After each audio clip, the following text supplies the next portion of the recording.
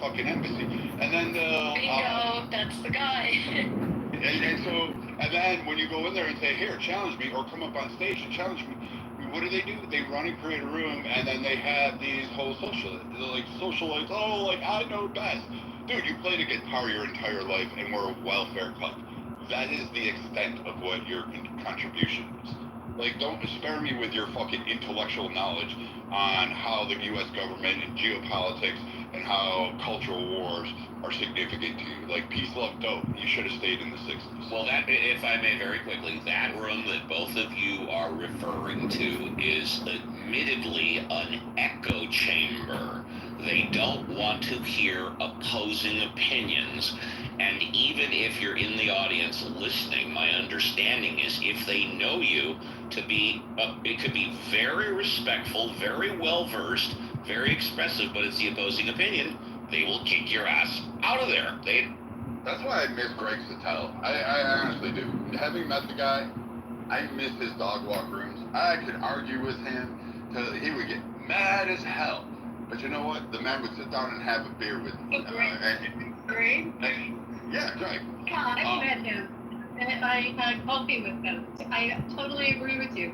You can sit down and talk with him. Yeah, I love the man. I still consider him a friend today. If he called me up and said, hey, I need you here, I'd show up. I'd be like, let's rock and roll. So here's the difference with Greg and those people, because he agrees with them on like probably 98% of the issues. The difference is he also, as a first principle, is a heterodox thinker, and he will allow room for you to disagree. And so he was, I don't know if you guys remember, they tried canceling him and went into this big old thing about how he was such a bad guy and a misogynist and this and that and the other thing. And I disagree with Greg on virtually everything, but I have a lot of respect for him in the fact that he can represent what he believes, and he can have a conversation with people, like just as you were saying, you can have a beer with them. The difference is that he's not threatened. Like when you start taking these political ideas and then like make it part of your personality, then when somebody disagrees with you, you feel like like threatened in some way.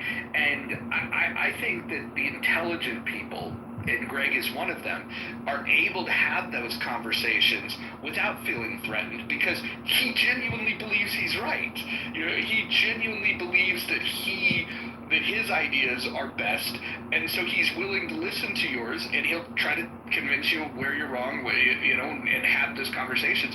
The others, they don't want to have that conversation, and they don't want to have that conversation because they just don't have the depth, and so that's the thing.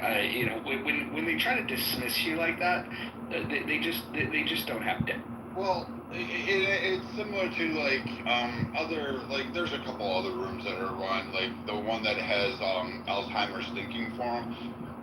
That one is again, it's just a collection of people, and not all of them, but it's like any amount of disagreement is immediately condemned and shot down, and it's like it turns into a whole rally.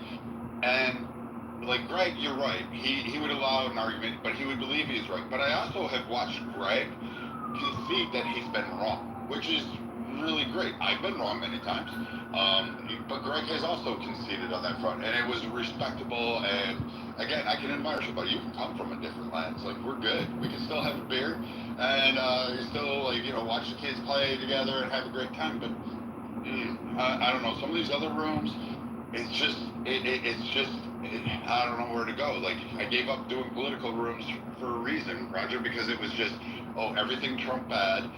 Nothing in this country was ever really discussed at a high level, and then it just kind of got boring.